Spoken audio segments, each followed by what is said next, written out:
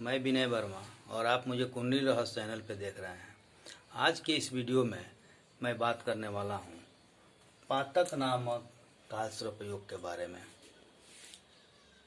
कालसर्प योग के बारे में मैं ये कहना चाहूँगा कि राहु और केतु के नकारात्मक योग से लगे हुए भाव को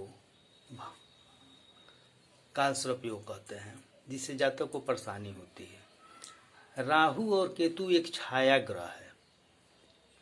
ऐसा नहीं कि वो सिर्फ हानि ही पहुंचाता है, राहु बहुत कुछ देता भी है।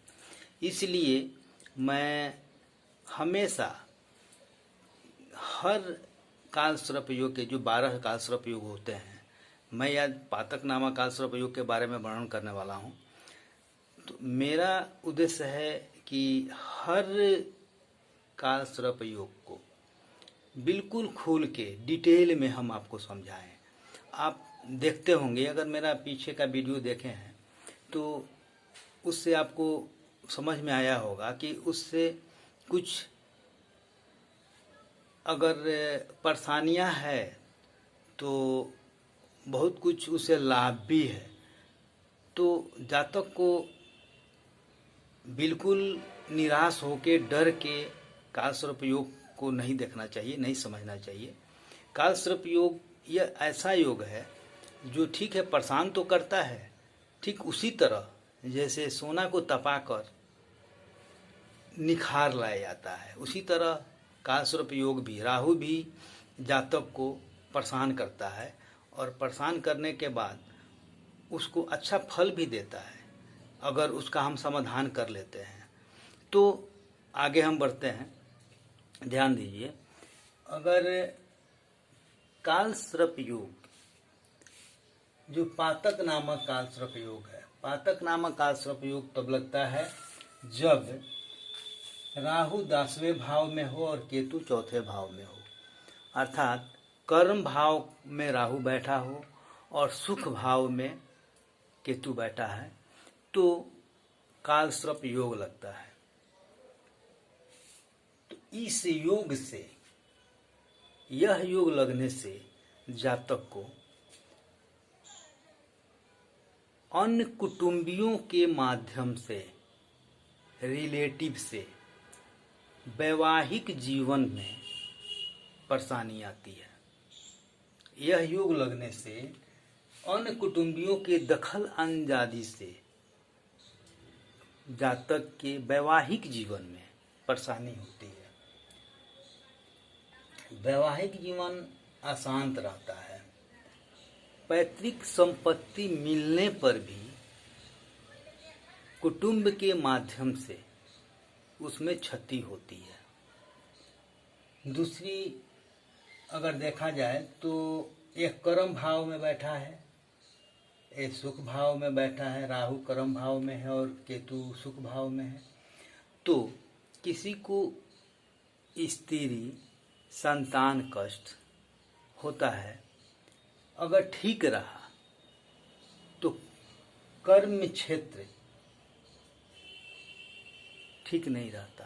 कर्म क्षेत्र अगर ठीक रहता है तो पारिवारिक शांति नहीं रहती, पारिवारिक टेंशन रहता है, पारिवारिक जीवन ठीक नहीं रहता।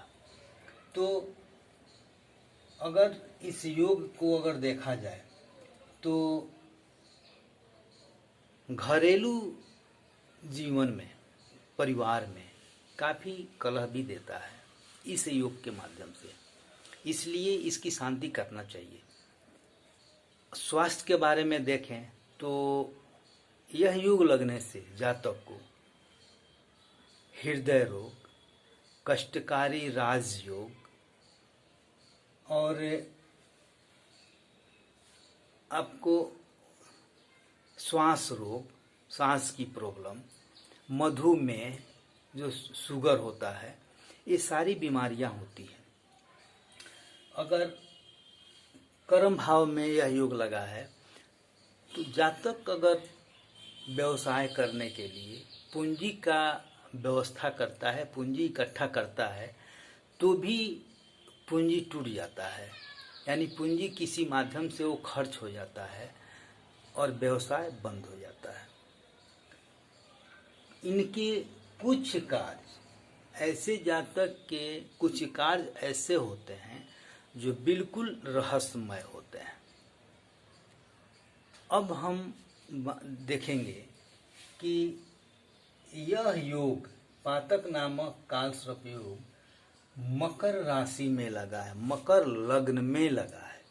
मकर लग्न, इस जातक की कुंडली में मकर लग्न बैठा है और इसी में पातक नामक कालसर्प योग है। तो मकर लग्न में जब पातक नामक कालसर्प योग लगता है तो ऐसे जातक खनिज, पेट्रोलियम, एसिड, कोयला, मेडिकल, केमिकल लाइन में अगर नौकरी करें या फिर व्यापार करें तो उनको अच्छी सफलता मिलती है। यह अलग की बात है कि उतार चढ़ाव होता है, लेकिन समाधान अगर कर लेते हैं तो निश्चित रूप से इस क्षेत्र में बहुत आगे निकल जाएंगे, पीछे मुड़ के देखेंगे भी नहीं।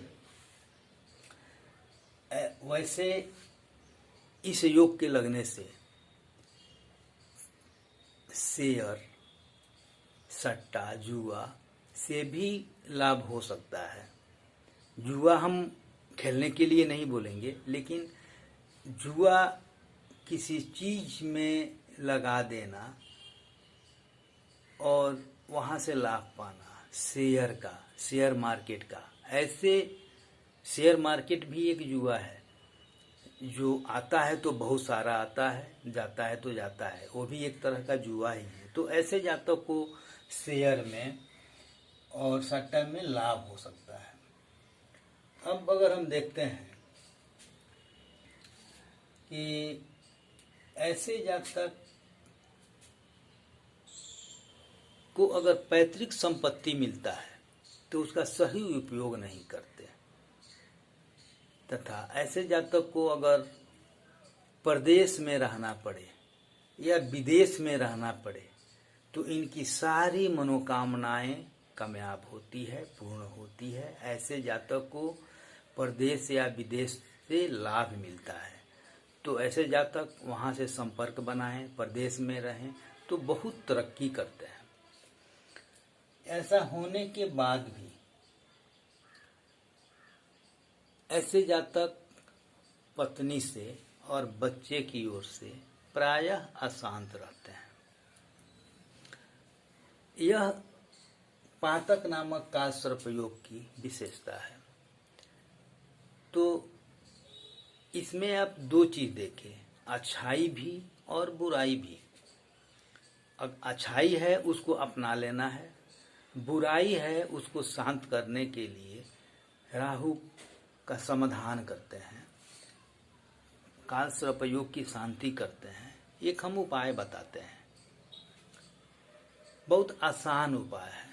अगर किसी जातक को ऐसा योग लगा है तो वह जातक सबसे पहले तो चांदी का पतरा अपने पॉकेट में रखें, चांदी की गोली बनाकर अपने पास रखें। दूसरी बात कि नारियल, जटा वाला नारियल लें और शनिवार के दिन गंगा जल में उसे डुबो दें। गंगा जल अधिक न हो तो किसी तरह से गंगा जल उसमें पूरी तरह से लगा दें और अपने शरीर से लेफ्ट साइड से एंटी क्लॉक उसको 7 बार घुमाएं, सर से पांव तक 7 बार घुमाएं और उस नारियल को नदी में प्रवाहित कर दें। अगर नदी पास में न हो, दूर हो, परेशानी हो तो किसी वीरान स्थान में जाकर पूर्व और दक्षिण के कॉर्नर पे वीरान जमीन में गड्ढा खोन के उसको जटा ऊपर करके अंदर की ओर गाड़ दें तो बिल्कुल राहु शांत हो जाता है और इसकी परेशानी खत्म हो जाती है। यह प्रक्रिया शनिवार और मंगलवार, 3 शनिवार और 3 मंगलवार करना है। अर्थात आप एक बार ही 6 नारियल खरीद के रख लें, जटा वाला जो पकड़ सकें, और उसको गंगाजल में भिगो दें और फिर 7 बार अपने शरीर को एंटी क्लॉक घुमाएं और उसको नदी में प्रवाहित कर दें। ऐसा करने से ये बिल्कुल शांत हो जाता है। मैं काल सर्पयोग के बारे में शुरू से एक एक करके आपको बतलाते आ रहे हैं। बतलाने का एक एक करके बतलाने के पीछे मेरा सिर्फ एक ही उद्देश्य है कि किसी जातक को अपने कुंडली में अगर इस तरह का कोई योग लगता हो तो वह उससे डरे नहीं, उसको निश्चित रूप से ढंग से देखे मैं क्या बतला रहा हूँ। वो बिल्कुल डराने वाली चीज़ नहीं है, वह चीज़ उसमें अच्छाई भी है। ठीक है, परेशानी है, जिसको मैं डिटेल कर देता हूँ क्या परेशानी होती है, लेकिन उसमें अच्छाई भी होती है। तो उस अच्छाई को पकड़ने के लिए जो परेशानी है, मेरा आसान तरीका होता है, आप उसका उपाय करें और अपना समाधान कर लें। डरे नहीं, उससे जूझते हुए आप आगे निकल जाएंगे। अगर आपको समझ में आ जाए तो उसको कीजिए, नहीं तो मेरा व्हाट्सएप पे नंबर है, मेरा आप चैनल देखिए, मेरा वीडियो देखिए, मेरे वीडियो में मेरा नंबर आता है, व्हाट्सएप नंबर आता है। आप अपनी कुंडली मेरे पास भेजिए, मैं आपको समझाऊंगा। आप घबराने का ज़रूरत नहीं है, आप मेरे से डायरेक्ट बात कर सकते हैं और व्हाट्सएप पे संपर्क भी कर सकते हैं। कुंडली के माध्यम से आप मेरे को भेजकर आप हमसे बात कर सकते हैं। तो इसी के साथ हम ये कहेंगे कि आप खुद का भी तो समाधान कीजिए, मेरे वीडियो को दूसरे के पास भी शेयर कीजिए ताकि और लोग भी इससे लाभ उठा सकें। मेरे वीडियो से बने रहें, मेरे वीडियो को बराबर देखते रहें, शेयर करें तथा सब्सक्राइब करें। इसी के साथ जय माता दी।